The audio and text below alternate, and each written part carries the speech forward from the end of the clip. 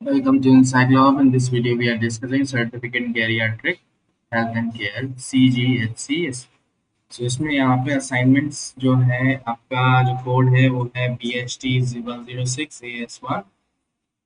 अब यहाँ पे जैसे कि आप देख पा रहे हैं 30 नवंबर 2025 का लास्ट डेट है। BHT 106 कोर्स कोड है और इसके मार्क्स जो है 30 मार्क्स। अब यहाँ पे जैसे कि आप देख पा रहे हैं कि BHT 106 जो है वो आपका कोर्स कोड है।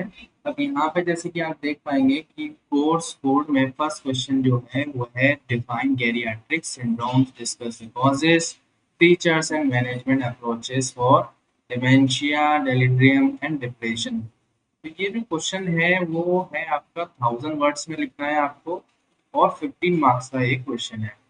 अगर आपको ये सभी क्वेश्चन के आंसर्स चाहते हैं तो आप बिल्कुल कांटेक्ट कर सकते हैं हमसे और अपने आंसर्स ले सकते हैं।